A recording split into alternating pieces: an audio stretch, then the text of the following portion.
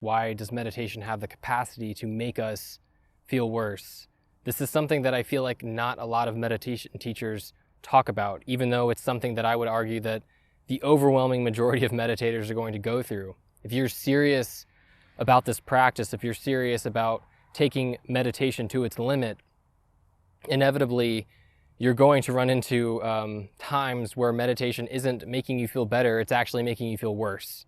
And if we don't have a clear understanding or a clear seeing into why this is taking place, a couple things can happen. One, it keeps making us feel worse. We don't actually get out of the rut that we find ourselves within. Or two, we give up on meditation practice and think that it's just not for us, when in fact, this is not only not the case, but it's the opposite of the case. When we dig ourselves into a hole with meditation practice in these circumstances where it makes us feel worse, it's actually by only going further into the practice that we come out of the other side. So the first thing that I want to say regarding this topic is that it's okay if you feel like meditation is making you feel worse. This is completely normal. I have not met a serious meditator yet that has not had some sort of circumstance where they're actually feeling worse from their practice.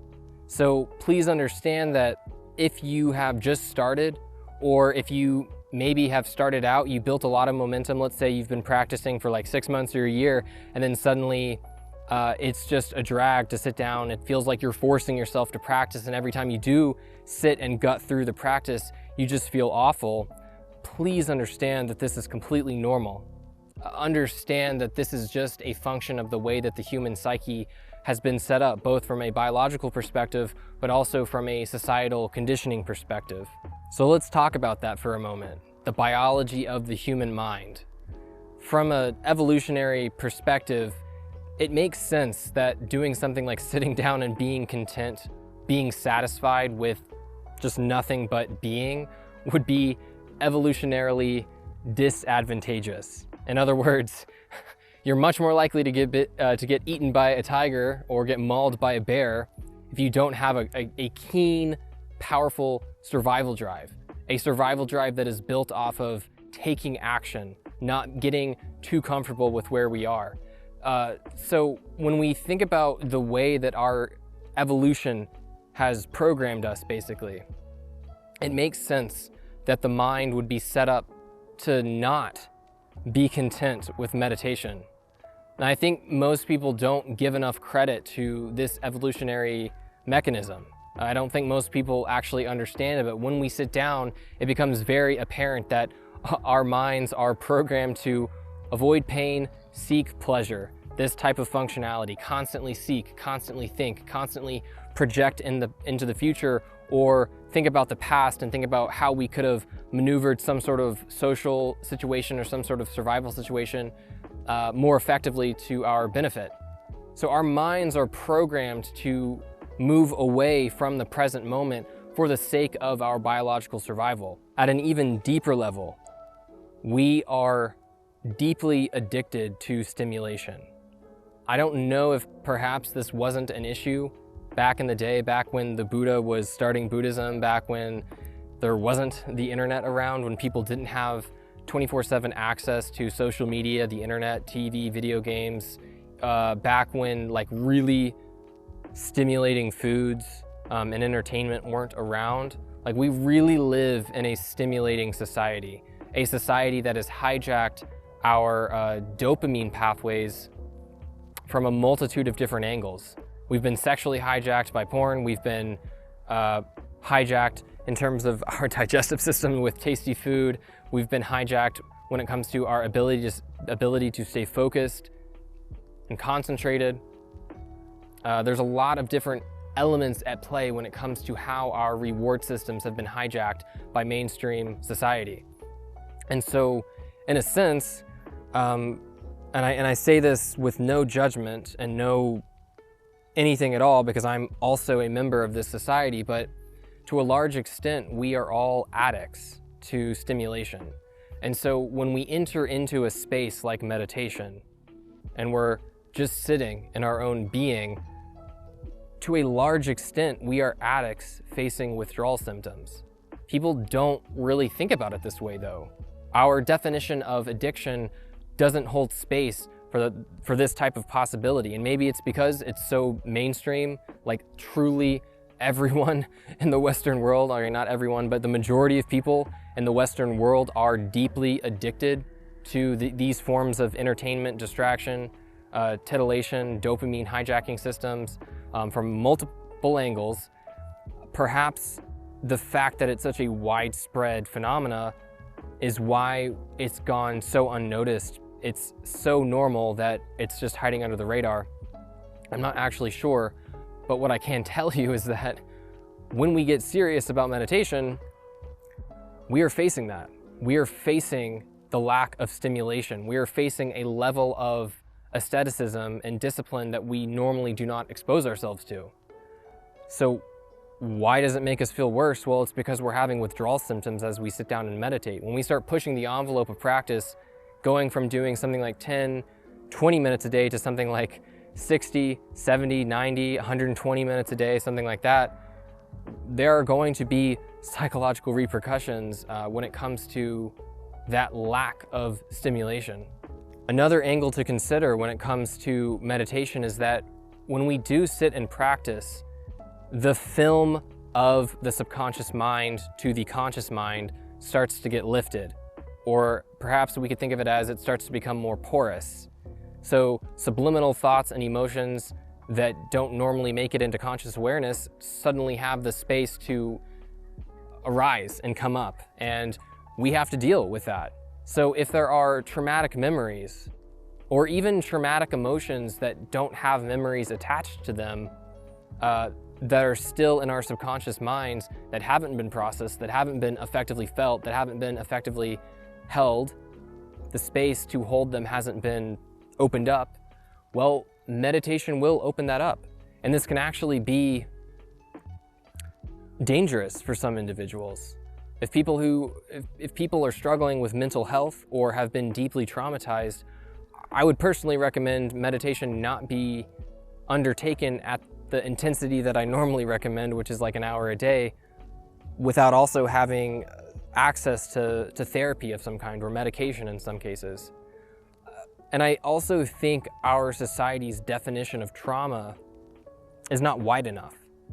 So people can be traumatized even when they don't have like a single memory associated as a traumatic event.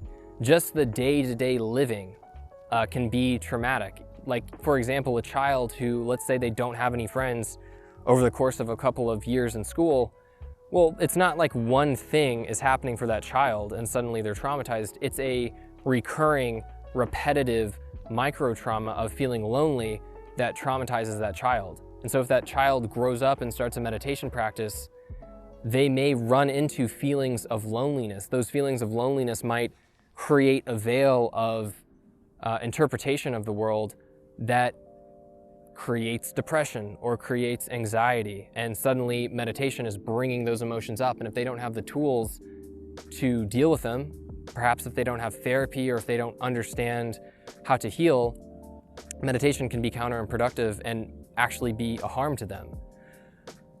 So I say all that to emphasize this point that meditation is not just rainbows and butterflies. There is a risk associated with the practice. There is the possibility of opening up to things that we are not ready to face.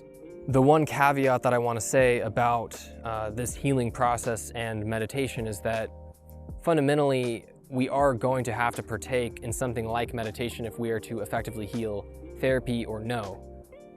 Trauma and the healing of trauma at its root requires us to hold space and feel deeply emotions. So there can be a strategy involved with how do we effectively feel, how do we effectively open up to things in a way that we're ready for. That is very true, but fundamentally we have to feel and we have to hold space for those emotions. So there is a risk associated with the relationship of healing and meditation, but fundamentally I would encourage you as the viewer to understand that meditation is a requirement to heal on some level. And the last point that I want to mention when it comes to this topic, and perhaps the deepest, is that Meditation is difficult because of how deeply attached we are to life.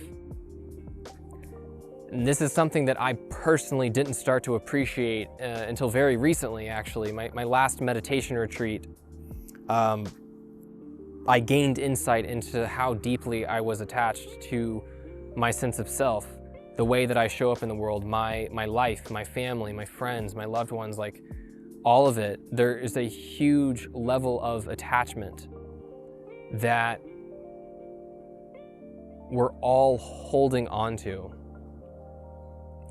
A level of attachment that is so subtle, though, that goes on so covertly under the radar, that is so incognito that we don't typically have access to feeling those attachments. And it's only until we go on a meditation retreat and we start deeply exploring this practice that suddenly we can open up to these various attachments that we haven't felt within ourselves. And on an intellectual level, we might understand, like, yeah, I'm attached to my friends, I'm attached to my family, I'm attached to my lover, I'm attached to my life. But there's a difference between understanding that intellectually and then understanding it experientially, and experiencing it in the moment influence your meditation practice. So because we are so attached on so many different levels, I don't know if there is ever a point where meditation is going to be completely easy, even when we are a master. Because the root attachment is the attachment to life. And until we relinquish that attachment, there will be suffering of some kind. That's just the nature of the beast. In Buddhism, the first noble truth is that there is suffering. Life contains suffering. That's an interpretation of the first noble truth anyways, but that is the first noble truth in Buddhism, which is like life is suffering. What does that mean? It means that by playing into this game of life, there will be suffering. Now, we don't always have to suffer from our suffering. We don't always have to suffer as deeply from the things that make us suffer. When we have the effective tools like mindfulness, for example, when we have a mind that has sufficiently purified itself and trained to be equanimous, has trained to have concentration, clarity of our perceptive experience, clarity into itself. When we've sufficiently trained our minds, we don't suffer as deeply and we're not as attached. Our attachments aren't as constricting and knotted up in our being. But on some level, as long as we are bound by attachment, there will be suffering and there will be challenges with meditation practice. However, that being said, I want to encourage you to understand that